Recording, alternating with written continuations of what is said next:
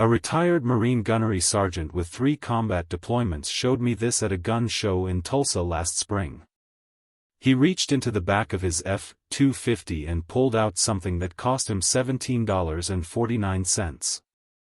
I've got a buddy who runs a survival school in rural Montana, charges $600 a weekend, and he bought 6 of these the next morning. There are 11 items sitting in Harbor Freight and Walmart right now that will disappear before the first 48 hours of any grid down event. Don't go anywhere. You've spent real money. Maybe a few $100 on a bag. Maybe a few thousand on gear over the years. The $300 survival kits you see reviewed online? They're built to sell. Not to survive. But that gunny from Tulsa, he changed the way I think about all of it.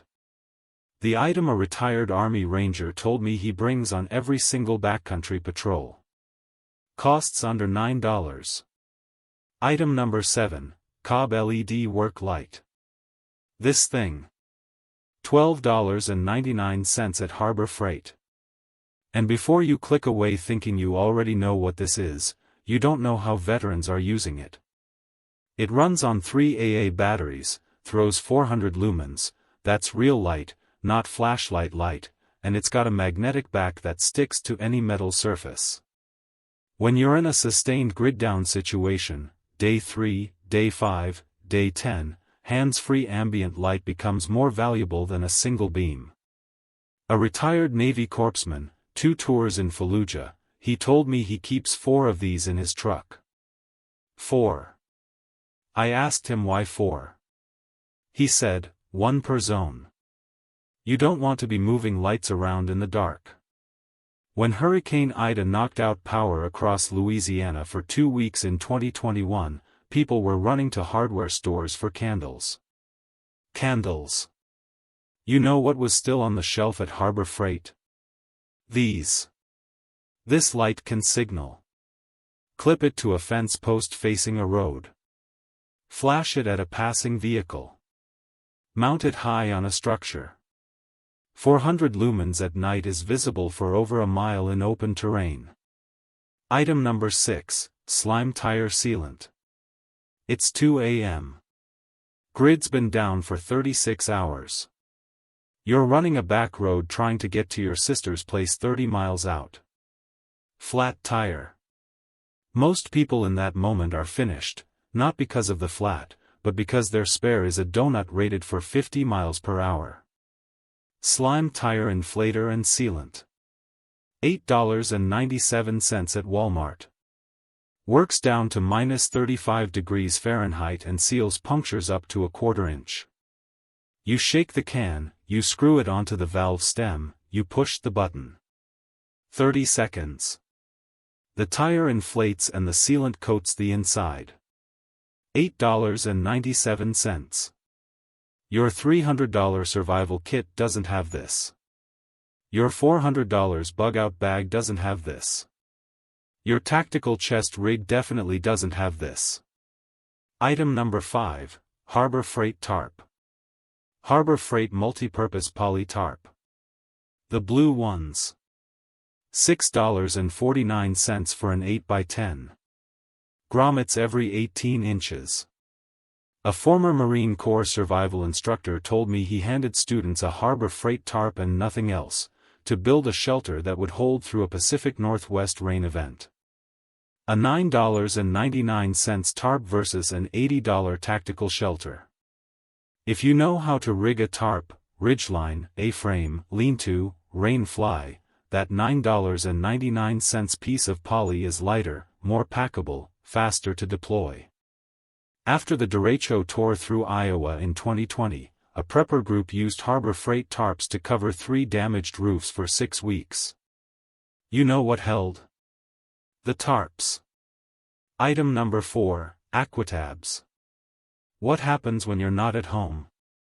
You've got hundreds of gallons stored, but none of it is coming with you. Aquatabs. $6.98 at Walmart, camping aisle. 30 tablets. The same water purification is used by NATO forces. Drop one in a liter of water. Wait. Drink. That's it. They're the size of an aspirin tablet. One pack fits in the watch pocket of your jeans. A Special Forces medic, 18D, for rotations in Afghanistan, said every operator carried Aquatabs as a tertiary backup. Redundancy isn't paranoia. It's a doctrine. Item number 3, Bic lighters. Lighters. I know. You already have them. You've thought about this. You probably have a dozen in your kit. And that's exactly the problem. Below 32 degrees Fahrenheit, your Bic starts losing reliability. Below 10 degrees, it may not ignite at all. And where are you most likely to need fire in a survival situation? In the cold. In the rain. When everything else has already gone wrong. Veterans store lighters valve down. In a sealed waterproof bag. And they wrap the top in electrical tape to keep the flint dry. A Marine Force recon operator goes through his lighter inventory every 6 months like clockwork. Lighters are consumables. Treat them like food. Rotate, don't hoard. Right now, after this video, go to your kit. Find your lighters. Test every one. If it's been more than a year, replace them. They're $1.29 at any gas station. Item number 2, Motorola FRS walkie-talkies. A retired 75th Ranger Regiment operator, if the grid goes down tonight and you can only grab 3 things, what are they? He said, water filter, cash, and radios. Not a gun. Radios. Motorola T100 FRS walkie-talkies. $24.88 for a 2-pack at Walmart. No license required. Up to 16 miles in open terrain. In a grid-down scenario, your first problem is not threats. Your first problem is information. You don't know what's happening 2 miles away. Communication is force multiplication. It is the difference between a group that reacts and a group that coordinates. The guy with the radio is the most valuable person in any tactical scenario. He runs a neighborhood watch with a check-in protocol every night at 8 p.m., just to maintain the habit. During the 2021 Texas freeze, 246 people died. A neighborhood in Abilene had set up a radio network 2 years earlier. They coordinated warming shelters, generator fuel, and found 3 elderly residents who needed help. Your bug-out bag cannot talk. Your radios can. Buy 2 2-packs. Give a pair to your most trusted neighbor. Item number 1, Pittsburgh socket set. A socket set. I can already hear some of you saying, that's it? Stay with me for 90 more seconds. Every piece of modern survival gear, generators, vehicles, water pumps, has fasteners. And when it fails in the field, the difference between fixing it and abandoning it is whether you have the right socket. Gunny spent 22 years in the Marine Corps, logistics, vehicle recovery in Iraq. He said, I've seen $60,000 vehicles abandoned because the crew didn't have a 13mm socket. They had ferro rods, tactical knives, $200 flashlights, freeze-dried food. And they couldn't fix a loose battery terminal. Let that sink in. Survival isn't about the fight. It's about the fix. Why Harbor Freight? At $17.49, you can afford one in every vehicle, one in your home kit, and one in your bug-out bag without flinching. My buddy's Montana Survival School hands every student a Harbor Freight socket set on day 1. Before the knife. Before the fire kit. Before anything tactical. Phase 4 bonus item, petroleum jelly. And I promised you one more. The $4.98 item. The one that a Special Forces medic called the most overlooked piece of kit in any civilian bag. The one veterans have been stashing under their truck seats for decades. Petroleum jelly. Vaseline. $4.98 at Walmart for the 13-ounce tub. I know. Stay with me. Veterans use petroleum jelly in ways most preppers have never considered. Fire starting. Cotton balls saturated in petroleum jelly burn for 4 to 6 minutes, long enough to ignite wet wood in rain or cold. That's not a tip, that's field-tested doctrine used in SEER school. You can make 30 fire-starting kits for under $2. Skin and wound care. Petroleum jelly is a barrier against windburn, frostbite, and minor abrasion. It seals small cuts, prevents chapping, and in a field setting where you have no medical supplies, it buys time. And time is everything.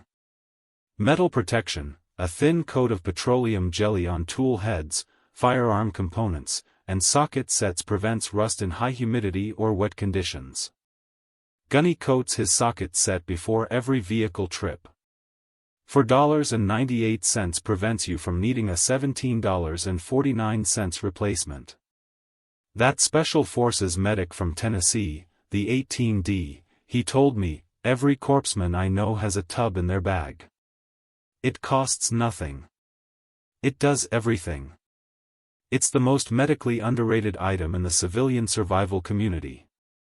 The best survival gear isn't the most expensive. It's the most versatile. Phase 5, Loyalty Loop Close. Here's the thing about survival prep that nobody in this industry wants to say out loud, because there's no money in saying it. The gap between you and the guy who makes it isn't gear. It isn't training. It isn't money. It's the guy who went out on a Tuesday, walked into Harbor Freight and Walmart, spent under $120, and put the right stuff in the right place before anything happened. That's it. That's the whole formula. 7 items. Under $120 total. The COB work light, the slime tire sealant, the Harbor Freight poly tarp, the aqua tabs, your Bic lighters stored correctly, the Motorola FRS radios, and the Pittsburgh socket set. Everything on this list is at a store within 20 miles of you right now. The question is whether you go get it before you need it or after.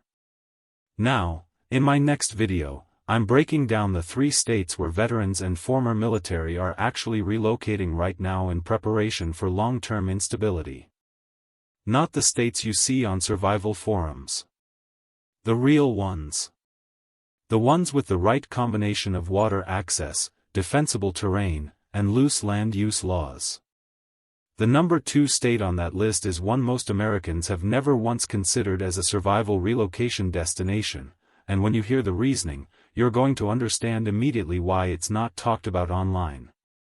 That video drops in 48 hours. Make sure you're subscribed and the bell is on, because I'm not going to be able to leave this one up forever. Go get your gear. Check your lighters. And I'll see you in 2 days.